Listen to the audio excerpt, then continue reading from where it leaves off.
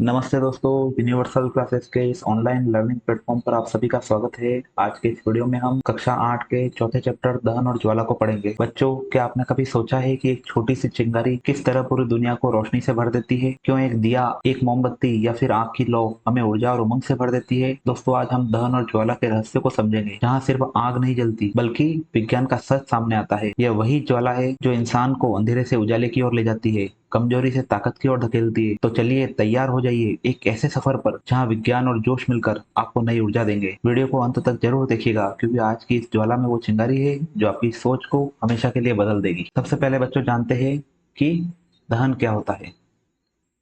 जब कोई पदार्थ ऑक्सीजन की उपस्थिति में जलता है ना, उससे ऊष्मा और प्रकाश उत्पन्न होते हैं।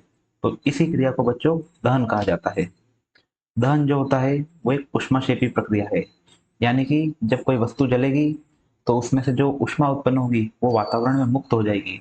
तो इसी को ऊष्माक्षेपी अभिक्रिया कहते हैं। दहन के अंदर बच्चों ज्वाला दिख भी सकती है और नहीं भी। अब हम बात करते हैं दहन के प्रकार की। दहन दो प्रकार का होता है, एक होता है तीव्र दहन और एक होता है स्वतः दहन। तीव्र दहन का अर्थ यह है जब दाह्य पदार्थ तेजी से जलकर ऊष्मा और प्रकाश उत्पन्न करता है, तो इस प्रकार के दहन को तीव्र दहन कहा जाता है। यानी कि जो भी पदार्थ है जो जल रहा है, जलने वाला पदार्थ है, दाह्य पदार्थ है, वो तीव्र जलेगा और ऊष्मा और प्रकाश उत्पन्न करेगा। तो इसे तीव्र दहन कहा जाता है। स्वतः दहन जब कोई पदार्थ बिना किसी प्रत्यक्ष कारण के अचानक से जल उठता है तो इसे स्वतः दहन कहते हैं। अब इनके हम उदाहरण समझते हैं। जो फॉस्फोरस होता है वो कमरे के ताप पर ही स्वतः आग पकड़ लेता है, तो ये एक प्रकार का स्वतः दहन है ना। उसके बाद में जो कोयले की खदानें होती है, वहां पर कोयले की जो धूल होती है वो स्वतः आग पकड़ लेती है ना, और जलने लगती है। तो ये भी एक प्रकार का स्वतः दहन है। कभी कभी अधिक गर्मी के कारण जंगलों में आग लग जाती है ना। जंगलों में इस तरह की जो आग लगती है वह भी एक प्रकार का स्वतः दहन का उदाहरण है।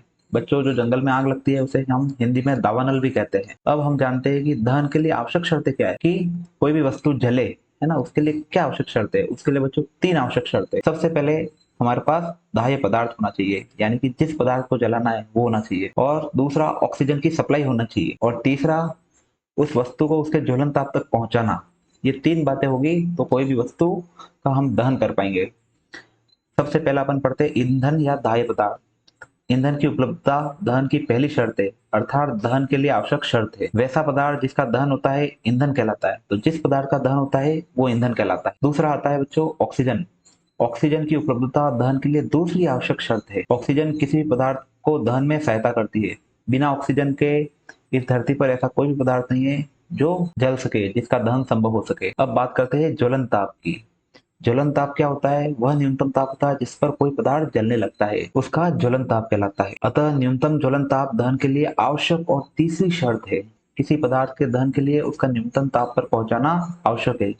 जैसे हम बात करते हैं बच्चों माचिस की तुल्ली की। माचिस की तुल्ली कमरे के ताप पर नहीं जलती है, लेकिन उसको जैसे ही उस माचिस की डिब्बी के ऊपर रगड़ा जाता है, यानी कि उसको उसके ज्वलन ताप तक पहुंचाया जाता है, तो माचिस की तुल्ली जलने लगती है। तो हमें ये ध्यान रखना है, ज्वलन ताप की परिभाषा या परीक्षा में पूछी जाती है।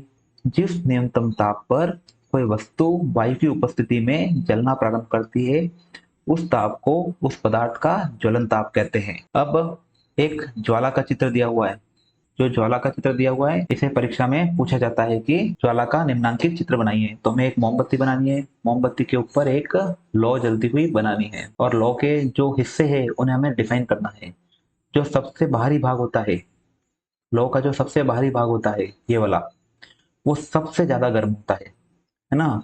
और जो ये मध्य का भाग होता है वो कम गर्म होता है। और जो ये बाती के पास वाला भाग होता है वो सबसे कम गर्म होता है ना, जहाँ पे सबसे कम ताप होता है। इस तरह से हमें इस मोमबत्ती को डिफाइन करना है, इसकी ज्वाला को डिफाइन करना है। अब बात करते हैं ज्वलनशील पदार्थ की। वे पदार्थ जो ज्वाला के साथ सरलता पूर्वक आग पकड़ लेते हैं ज्वलनशील पदार्थ कहलाते हैं। जैसे पेट्रोल, अल्कोहल यानी कि शराब, और द्रवित पेट्रोलियम गैस यानी कि एलपीजी, जो सरलता पूर्वक आग पकड़ लेते हैं वो ज्वलनशील पदार्थ कहलाते हैं। अब हम आग पर नियंत्रण कैसे पाते हैं? जो जल होता है वो सबसे अधिक प्रचलित अग्निशामक है, यानी कि अधिकतर केसों में जल के द्वारा ही आग बुझाई जाती है। लेकिन जल के द्वारा हम आग किन किन चीजों की बुझा सकते हैं? लकड़ी पर लगी आग कागज पर लगी आग को हम जल से बुझा सकते हैं, है ना। विद्युत उपकरण पर कोई आग लग गई है तो उसे हम जल के द्वारा नहीं बुझा सकते, क्योंकि उससे हमें करंट का खतरा रहेगा। तो विद्युत उपकरण, पेट्रोल जैसे ज्वलनशील पदार्थों में लगी आग के लिए कार्बन डाइऑक्साइड सबसे अच्छा अग्निशामक यंत्र है। हम जानते हैं कि आग लगने पर ऑक्सीजन की जरूरत होती है, तो जब कहीं आग लग जाए तो हम उस पदार्थ से ऑक्सीजन की सप्लाई को बंद करते हैं और आग पर नियंत्रण पा लेते हैं। इसके लिए हमें कार्बन डाइऑक्साइड गैस का प्रयोग करते हैं, क्योंकि कार्बन डाइऑक्साइड गैस ऑक्सीजन से भारी है। इसी वजह से कार्बन डाइऑक्साइड पदार्थ के चारों तरफ एक परत बना लेता है, यानी कि उसे एक कंबल की तरह लपेट लेता है, जिसकी वजह से ऑक्सीजन की सप्लाई बंद हो जाती है और पदार्थ जलना बंद हो जाता है। तो जो कार्बन डाइऑक्साइड होती है वो उस वस्तु का, जो जल रही है, उसका ऑक्सीजन से संपर्क तोड़ देती है। इस वजह से आग क्या हो जाती है, बुझ जाती है। जैसा कि चित्र में दिख रहा है, फायर ब्रिगेड के जो वर्कर्स है आग पर अग्निशामक यंत्र की सहायता से कार्बन डाइऑक्साइड गैस का छिड़काव कर रहे हैं। जो ये सफेद सफेद आपको चित्र में नजर आ रही होगी, ये कार्बन डाइऑक्साइड गैस ही है। और ये ज्यादा ऊपर नहीं उड़ पाती है, क्योंकि हवा से भारी होती है और जमीन के आसपास ही रहती है। इससे वहां पर लगी आग जल्दी से बुझ जाती है। अब पढ़ते हैं बच्चों ज्वाला। ज्वाला क्या होती है? ज्वाला या लो दहन का दिखाई देने वाला गैसीय अवयव है। जैसा कि हमने मोमबत्ती वाले चित्र में देखा था, वहां वो जो ऊपर लौ निकल रही थी वही ज्वाला है। यह अत्यधिक ऊष्माक्षेपी दहन क्रियाओं में दिखता है, जबकि कई ऑक्सीकरण क्रियाएं बिना ज्वाला के लपट के ही हो जाती है।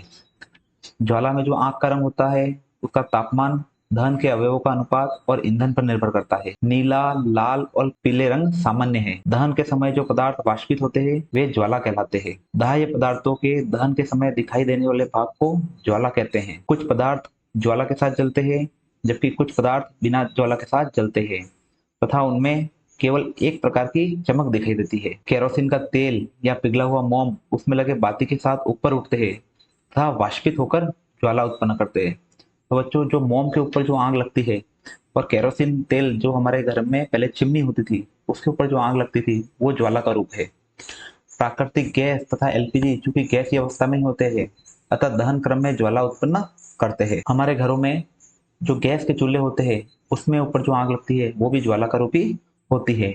लकड़ी का कोयला दहन के क्रम में वाष्पीकृत नहीं होता है और ज्वाला उत्पन्न नहीं करता है। अब देखो, जो लकड़ी का कोयला है वो भी जल रहा है, लेकिन उस पे क्या है, ज्वाला नहीं उत्पन्न हो रही है। पदार्थ जो जलने के क्रम में वाष्पीकृत होते हैं ज्वाला उत्पन्न करते हैं।